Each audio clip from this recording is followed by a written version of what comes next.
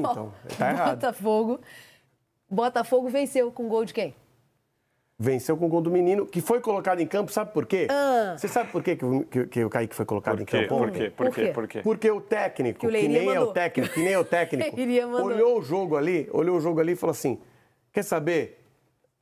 Entre ganhar e poupar meus jogadores, eu vou fazer o quê?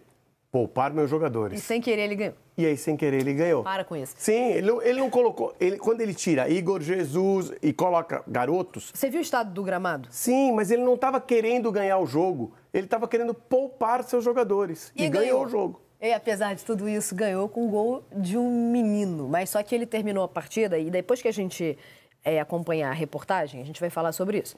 Ele ganhou a partida sacrificando atletas num gramado que não tem condições. Ganhou desfalques, né? Ganhou o jogo e desfalques. O gramado não tem condição, a iluminação não tem condição nenhuma ali. Pedro Neville vai contar. O time do Bangu também não tem condição. Pedro Neville vai contar como foi o jogo. O seu Ubirajara passou praticamente o jogo inteiro assim, sentado, sem mexer no placar do estádio de Moça Bonita. O Botafogo até dominava o Nova Iguaçu, mas faltava inspiração. E às vezes também faltava atenção. Ih, deu ladrão! Tá faltando aí ânimo, né?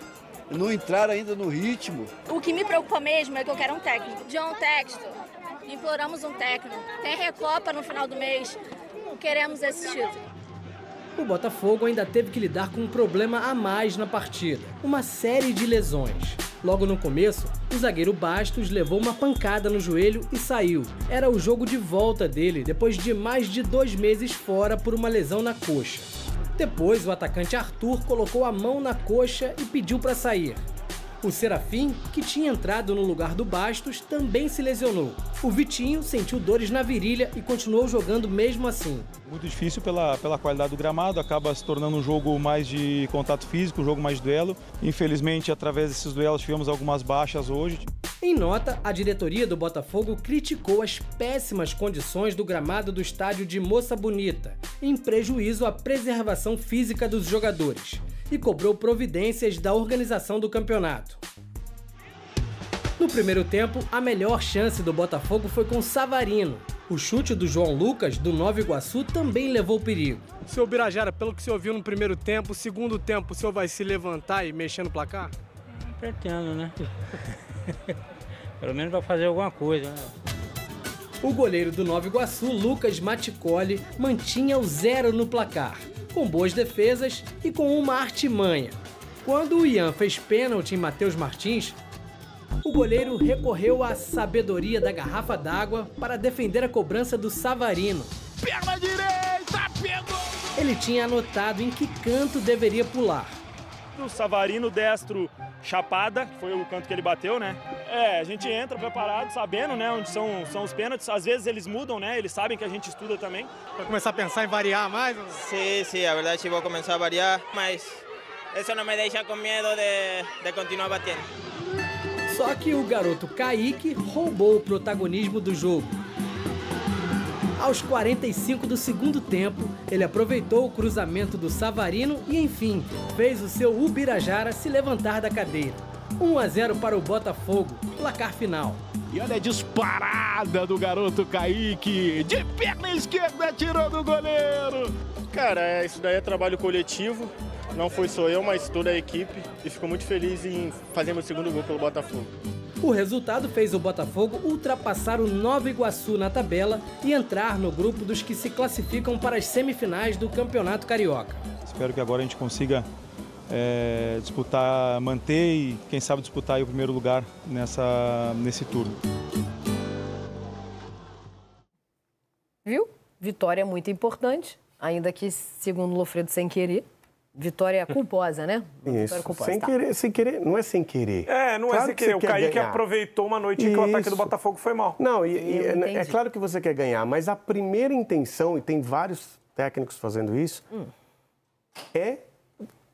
pensa bem, você tá 0-0 o jogo. Oxo. Você tá precisando ganhar para classificar. Isso.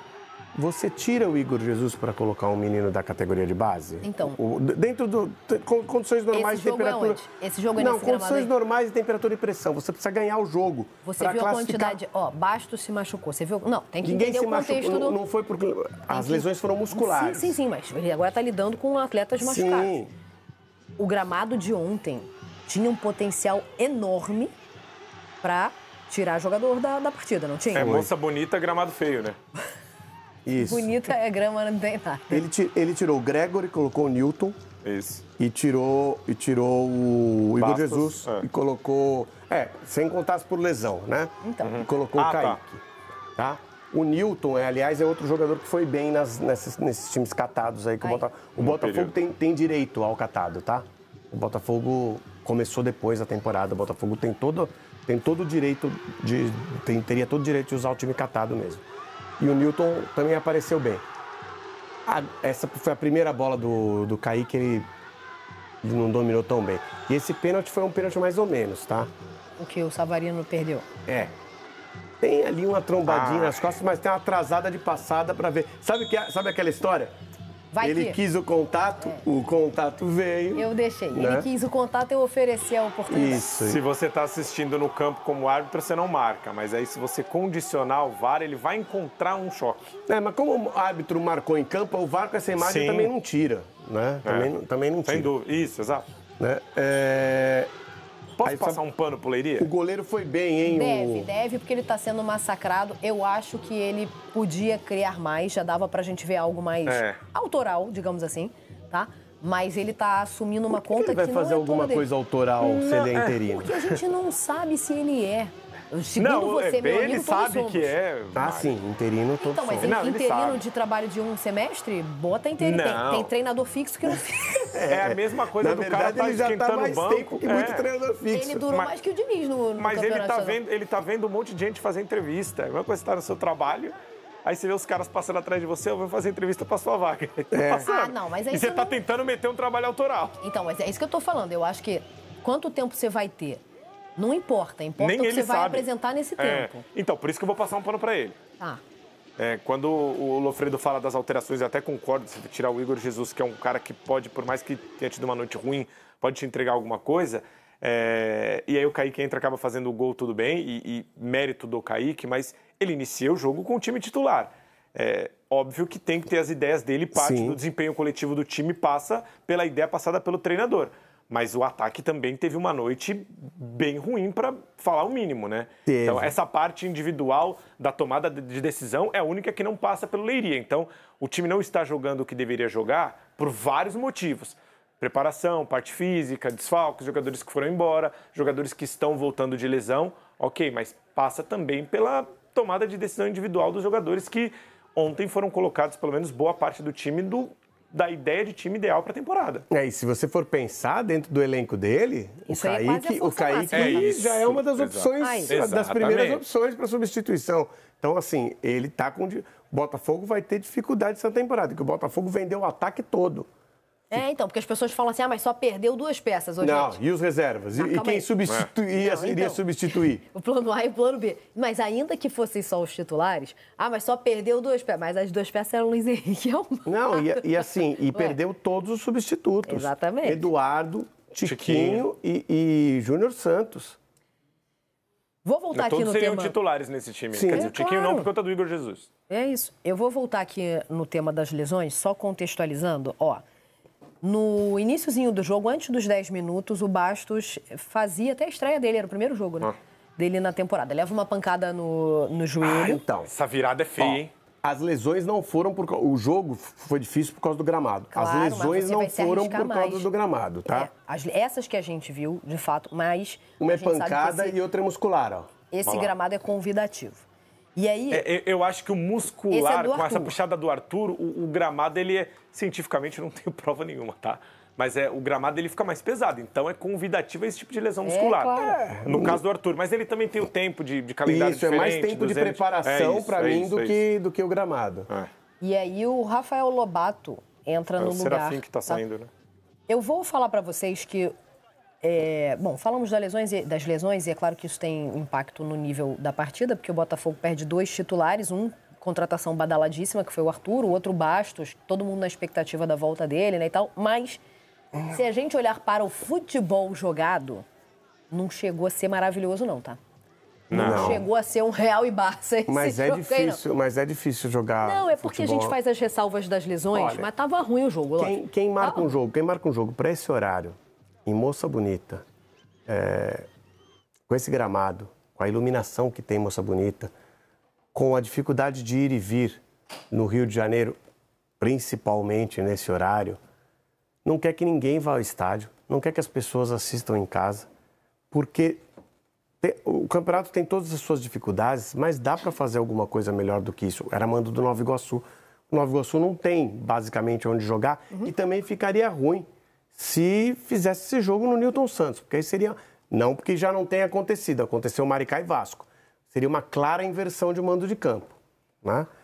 Mas precisava ter buscado uma situação melhor. Ontem não dava para ser Volta Redonda também, porque tinha Volta Redonda já.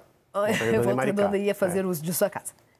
Antes da gente passar para Palmeiras e Corinthians, eu queria só mostrar, porque a gente falou tanto do gramado do Botafogo, queria só mostrar uma nota do Botafogo sobre o gramado, que o Botafogo está pedindo à federação a interdição do estádio. O Alessandro Brito, que é diretor de gestão esportiva... O estádio é até ajeitadinho, viu? Faz uma... o problema é que não dá para jogar e fica puxado, né? A iluminação é ruim, vai jogar de dia não teria esse problema, e o gramado aí inviabiliza. Esse ofício que a gente está vendo na tela vai ser enviado hoje, tá? E o Botafogo vai, através dele, solicitar a intervenção imediata para garantir melhores condições na sequência do Campeonato Carioca. O Alessandro Brito classifica como inaceitável o fato de atletas profissionais atuarem em gramados com essas condições que a gente viu no jogo que a gente acabou de mostrar. E sabe qual é o mais triste disso tudo? É que assim, a gente passa a semana até criticando a ideia de se disputar um campeonato carioca fora do Rio de Janeiro, mas quando a gente vê esse tipo de situação, qual o argumento que a gente vai ter do jogo não ser em Brasília? Exato. Qual o argumento que a gente vai ter um jogo em Uberlândia, por exemplo? Isso. O Rio de Janeiro carece de estádios de médio porte. O Rio de Janeiro tem 2 estádios. O próprio Botafogo tem esse projeto, né? Falou até em reativar o Caio Martins. Esse jogo, por exemplo, não sei, mas de repente poderia ser em São Januário. É mando do Nova Iguaçu. Mas carece de estádios de médio porte como São Januário. Ou como Moça Bonita, que já diria que é um estádio de pequeno porte, mas se tivesse o gramado bom de dia, de noite ia ter problema. A iluminação é péssima. De dia tá 50 graus. Então, mas o de dia não precisa ser... Bom, aí é verdade. Aí tem que ser de noite, porque...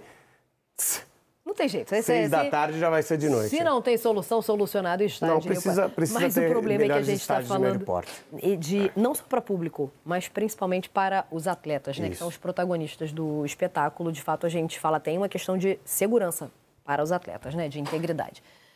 Então vamos para o clássico entre Palmeiras e Corinthians. Fala pessoal, novamente aqui interrompendo o vídeo rapidinho, para lembrar vocês de dar o like, comentar, compartilhar, se inscrever no canal e ativar o sininho para receber avisos sempre que tiver conteúdo novo aqui no Notícia do Fogão. Área de membros, temos 4 planos, plano de 3, de 5, de 15, vários valores diferentes. Você ajuda muito a gente aqui a manter a pegada de postagens e seguir sendo o canal que mais posta horas somadas por dia de conteúdo sobre Botafogo. Ninguém no mundo, no YouTube mundial, posta mais horas diárias aqui sobre o Fogão. Só a gente. Então, dá essa moral, é difícil, dá trabalho e com vocês a gente segue melhorando o conteúdo dia após dia.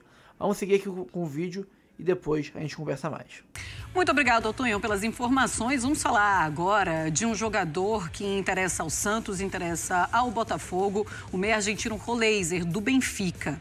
Esse jogador é tão especial assim? Quem está aqui para explicar para a gente, para dizer por que ele é tão especial, Caio Alves, do Data ESPN. Fala, Caio, tudo bem? Boa noite, Marcelo. Boa noite. André, boa noite, fã de esporte. É como você bem disse, Roleiser já foi ventilado tanto em Flamengo quanto Palmeiras e agora negocia com Botafogo e Santos. Por que ele é tão desejado assim? Por que o que ele tem de tão especial? A gente vem mostrar aqui. Ele que foi revelado pelo River, tá no Benfica hoje, mas não tem muitas partidas, não vem jogando muito. Ele se destacou de fato no Estudiantes, na Argentina, que é justamente os principais lances dele que a gente vai mostrar aqui. O que faz do Roleiser um jogador tão especial? Então, começando aqui na análise, a gente vê aqui essa zona que eu deixei destacada, ele é um jogador que ele busca muito espaço. Então ele parte sempre da direita para o centro, ele gosta muito dessa liberdade, mas ele sempre vai no lugar que tem poucos jogadores, que é justamente para ter espaço, tempo e para poder fazer esse tipo de passe que ele faz aqui. Então ele levanta a cabeça, tem tempo e espaço para fazer o passe, então ele já faz a inversão para o lateral, ele é esse jogador. Então, mais uma vez, ele já começa dando um toque, ele gosta muito de dar 1, 2 toques na bola para se livrar rápido da marcação, e aí com o desenrolar da jogada a gente vai vendo. Ele persegue muito, percorre muito o lado, o campo ofensivo do adversário, e aí o que ele viu? A linha de defesa do Corinthians afundou, eu vou onde deixaram esse espaço, essa zona, para poder finalizar. Mais uma vez aqui, o nosso conhecido Fábio Santos, quando jogou contra o Roleiser, sofreu um pouquinho, porque não tem como, ele é muito destacável nesse aspecto de buscar essa zona, esse espaço vazio. Então, o cruzamento aconteceu, a linha afundou, então o que ele fez? Buscou esse espaço. Aqui é um lance mais objetivo, ele tem muito essa questão de condução, de finalização a média e longa distância, ele é muito bom nesse aspecto, ele faz muitos gols. Então ele é muito completo, né? Exatamente, mas aí tem um contraponto que eu vou fazer. Defensivamente, ele não agrega tanto, ele tem muita questão de não chegar bem nos duelos. Ofensivamente, ele tem essa questão, além de atacar as zonas, os espaços vazios, ele sempre busca esse espaço entre zagueiro e lateral, que é o que a gente chama de janela, intervalo. Então, a jogada se desenrolando, ele faz o passe e aí ataca esse espaço para cabecear. Acontece que tem um rebote, o Romero, o zagueiro do Estudiantes, faz o gol. Mais uma vez, ele busca sempre esse espaço. Então, quando não tem espaço aqui para ele atacar ou tem outro jogador de Estudiantes, o que ele faz? Busca atacar esse intervalo aqui, que é onde é muito difícil defender tanto o zagueiro quanto o lateral, porque um deixa para o outro deixa para um. Então ele faz o quê? Ele ataca esse espaço e aí, olha o que ele é capaz de fazer. Esse gol de bicicleta. Nossa. Então ele é sempre, ele é muito inventivo, ele tem essa capacidade de tirar o coelho da cartola. Defensivamente é o que pesa bastante, ainda mais que ele é um jogador de corredor, sempre do corredor esquerdo ali do adversário, ele não percorre muito, ele não agride muito o adversário, não vence muito duelo, ele até persegue, mas ele não ganha na força, sabe? Então é uma questão, é um contraponto a se fazer, mas tecnicamente, pelo menos na América do Sul, ele se destaca bastante. Pensando nisso, não seria o caso então do Santos não ir com tanta vontade, com tanta sede ao pote, porque o Santos não vai conseguir ter mais um jogador que não volte para marcar. Sim, exatamente, e é o que está acontecendo com o Soteldo, né? O Soteldo é justamente esse jogador de não voltar tanto para marcar, e ainda mais tendo o Neymar, a gente viu contra o Botafogo na estreia do Neymar, como o Santos sofreu defensivamente depois do Neymar ter entrado. Então, é um jogador que pode fazer muita diferença ofensivamente, mas defensivamente acaba deixando a equipe um pouco desequilibrada. O Botafogo sorriu, então, neste momento.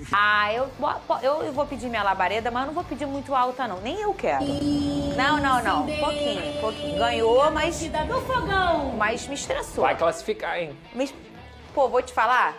Nem sei se eu quero. Mas eu acho que vai. Tá? Falei alto aqui, tá bom? Cadê? O Botafogo venceu o Nova Iguaçu, foi o gol no finalzinho da partida. Também teve lesões importantes, eu acho que esse é o grande assunto desse jogo de ontem. E o Savarino perdendo um pênalti, Rodô. Logo no início, o Igor Jesus arriscou de cabeça, mas mandou por cima do gol.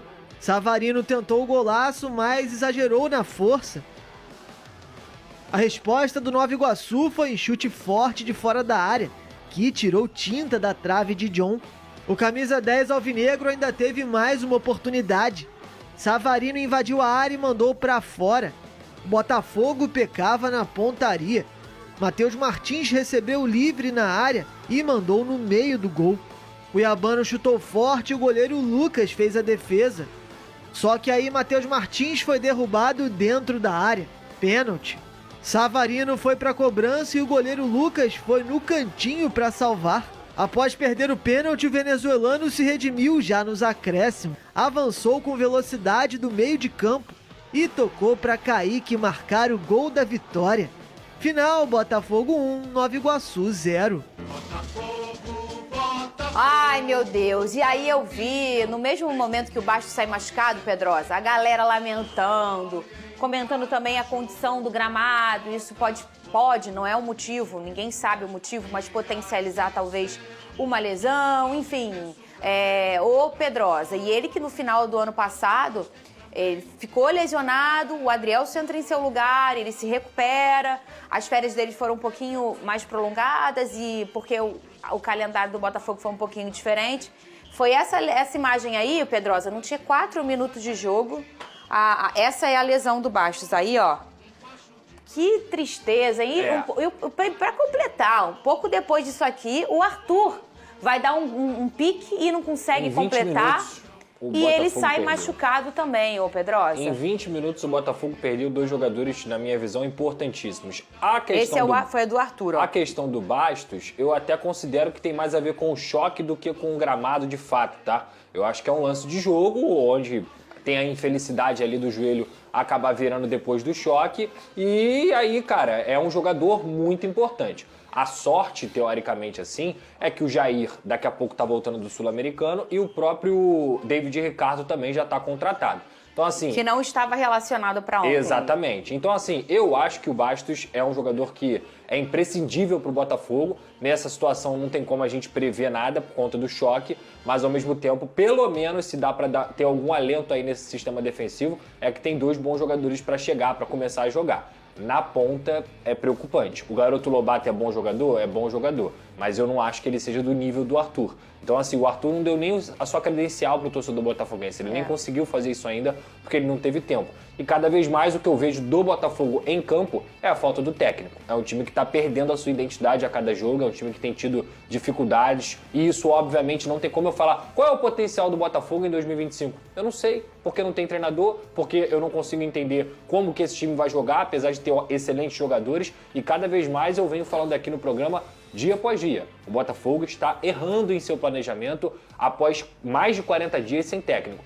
Pode trazer o Roberto Mantini, que é muito bom e tudo mais. Eu acho que o Textor não vai decepcionar no nome que ele trouxer. Mas assim, o Botafogo está saindo atrás dos seus concorrentes. E isso é fato. E assim, a sensação que eu tenho pro tipo de jogo que a gente hoje tem no futebol, e eu já falo há algum tempo aqui nesse programa a importância de um treinador de futebol, o jogo de prancheta que a gente vê sempre em grandes jogos, é que, mas o fulano precisa de minutagem, então usa o Carioca para minutagem. A sensação que eu tenho, Vene, é que enquanto não tiver o treinador, é tudo em vão.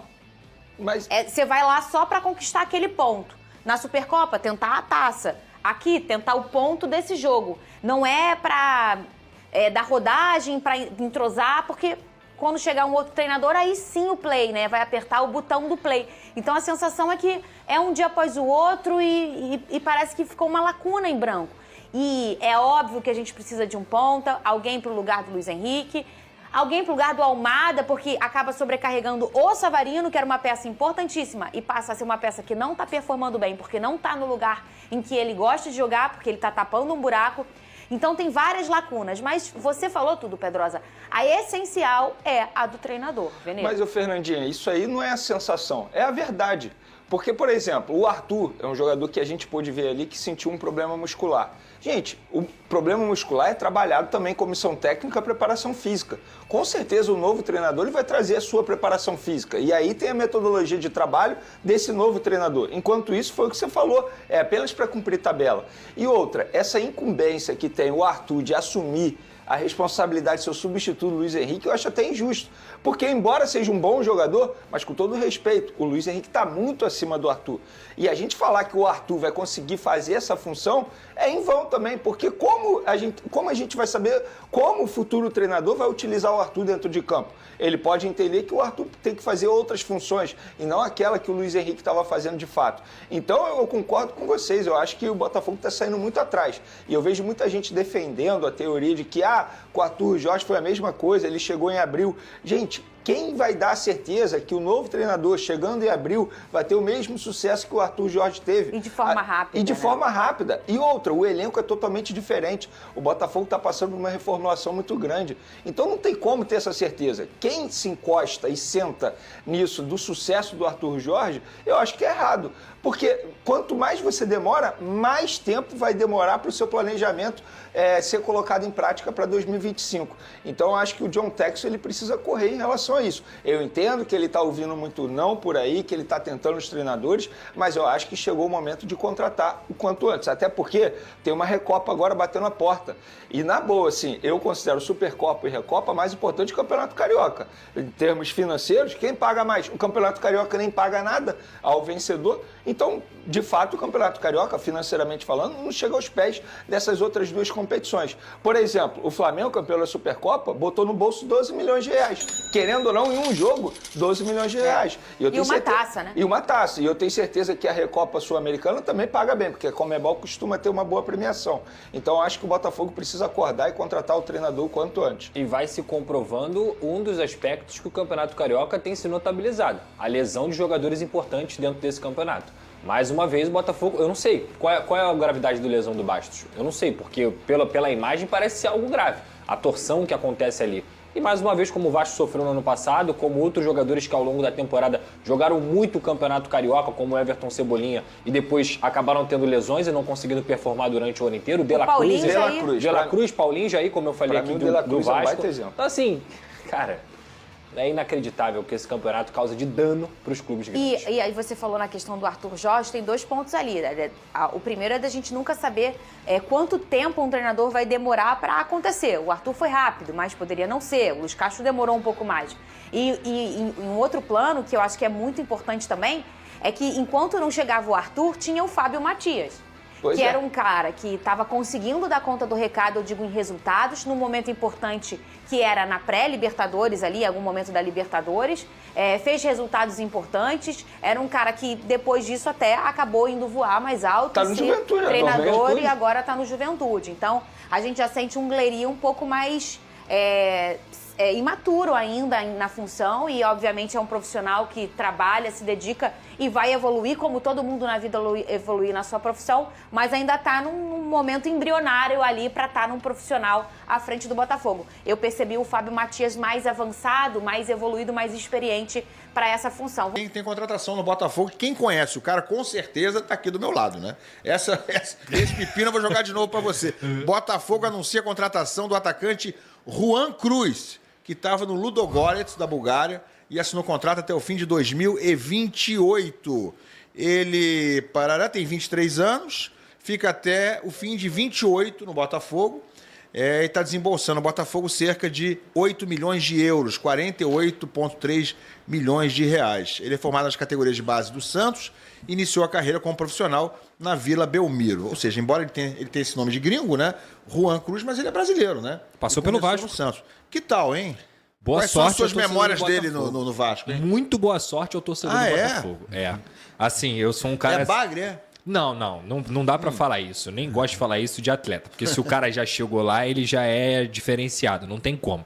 O ponto é, o Botafogo tá gastando 8 milhões de euros, que não é uma bagatela nem um pouquinho barata, é um dinheiro relevante. É muito mais do que o orçamento do Vasco para contratações totais, pra você ter noção, né? É quase o dobro, inclusive. Isso. Então, assim, gastando num jogador que saiu aqui do futebol brasileiro, ele realmente era um cara que se destacava na base do Santos. Ele chega ao Vasco no começo de 2023 para ser reserva do Pedro Raul e ser uma opção ao Pedro Raul. Ele consegue jogar apenas 2 jogos. E não é apenas porque o Vasco não colocou ele para jogar. É porque ele não demonstrou condições de jogar no Vasco da Gama. E aí ele vai pro Ludogorets, que é no futebol da Bulgária. O Nonato do Fluminense jogou lá, por exemplo, só para vocês terem uma... Como é que é o nome, hein? Ludogorets. Eu já vi. E eu pensando que era Ludogorets, né? É um time que até joga Champions League com frequência e tudo mais. Eu não conheço esse time, mas o nome é meio... É um dos grandes times da Bulgária e tudo mais. Só que, gente, pelo amor de Deus, se a gente for colocar a régua do futebol búlgaro para utilizar no futebol brasileiro, a gente vai ter muita dificuldade, porque o futebol brasileiro é muito mais intenso, muito mais difícil, muito mais disputado. Você pegou 94? Chegou a ver Você tinha quantos anos em 94? Eu nasci em 94. Ih, rapaz. Cara, Bulgária teve um time na Copa de 94. Eu falo com autoridade, sei que eu acompanhei a Copa de 94 inteira. Sim. O Stoichkov. Mas caiu muito, né? Não, claro, mas a Bulgária naquela... Stoichkov que jogava no Barcelona? O Stoichkov. Ele jogava no Barcelona, o parceiro do Romário, né? Aquela Copa de 94, a Bulgária e a Romênia, cara. A Romênia era Petrescu, Dumitrescu, Nossa. Pesco. Lembra disso? Tudo Raj, parente, né? Raj. Tudo com o mesmo sobrenome, né? Tinha um que fugia, era o Raj. O camisa 10 E o Raj era exatamente o craque. Era o craque, né? Era o craque do isso time. aí. Enfim, é o futebol búlgaro, não tem nem comparação com o futebol brasileiro. Os números dele lá nem são tão ruins, são números até ok. Mas o Botafogo tá fazendo uma aposta, cara. O scout vai ter que matar no peito essa aí, porque 8 milhões de euros de um jogador que não performou no Vasco, teve poucas oportunidades no Santos e só se destacou no futebol búlgaro, é uma grana muito alta. Pra vocês terem noção, o Júnior Santos saiu do Botafogo por um valor menor do que esse aí, que o Botafogo tá pagando no Juan Cruz. E teoricamente, pelas notícias que eu vejo, o Juan Cruz vem para ser o substituto do Júnior Santos. Ou, quem sabe, para jogar de centroavante, para ser o substituto do Tiquinho. Cara, na minha humilde visão, ele é um jogador que não chega na metade do nível do Tiquinho ou do Júnior Santos. Pedrosa, poxa, daqui a pouco o cara desponta aí, torço pra isso, tá? Tomara que ele consiga se firmar no futebol brasileiro. Eu nunca torço contra a pessoa do atleta, muito pelo contrário. Aqui a gente faz uma análise do futebol. E na minha análise, eu acho que o Juan Cruz não resolve nenhum tipo de problema do Botafogo. Espero estar errado. Dessa vez, então, Pedrosa, o scout pode não estar tão... Espero estar errado. Tem que confiar muito que ele evoluiu lá na Bulgária, né? Exatamente. Porque Nem realmente... sempre o scout vai acertar, né? Nem sempre. E faz parte, tá? O futebol é assim. O problema são os valores. 8 milhões de euros é muito dinheiro. O Botafogo ontem estava ficando numa situação também bem delicada no Carioca, até os últimos minutos. Não é o primeiro jogo que o Botafogo consegue resolver ali no finzinho, no apagar das luzes. Ganhou o jogo do Nova Iguaçu num lindo gol, né? Um passe de 3 dedos do... Quem foi que deu o passe? Ei, rapaz. Savarino. Savarino deu o passe que 3 perdeu dedos. o pênalti, mas de pé direito, resolveu. Pé trocado, um passe lindo. E o Botafogo conseguiu fazer o 2-1 ali no finzinho. Fala, o que é? Mas ontem o Botafogo perdeu. Tem o gol? Vamos ver, bota o gol aí. Mas o Juan, você perdeu falou por que quê? Ontem o Botafogo perdeu. Ele é? Ele perdeu pro Campeonato Carioca. Tá, o Juan, ele é centroavante. Como assim? Por quê? O Botafogo perdeu 2 jogadores ontem em 20 minutos. O Bastos e o Arthur. Ah, tá. E ele perdeu 2 jogadores que são importantíssimos. Olha o Savarino, olha o passo do Savarino. Olha o nojo. Olha o que ele vai fazer. Mas que campo é esse, hein? Mas olha aqui, nojento. Pasto, meu irmão. Meu Deus do céu. O Botafogo fez uma reclamação oficial junto à Ferge. E o Bangu chiou. Reclamando muito das condições do gramado. Ele quer interditar o gramado de Moça Bonita. Não, mas isso é uma loucura. Se for interditar os gramados, não vai ter Campeonato Carioca, tá? Peraí. Aquilo ali, olha isso, cara. É horroroso, não, olha é lamentável. Isso, irmão, parece a onda do mar.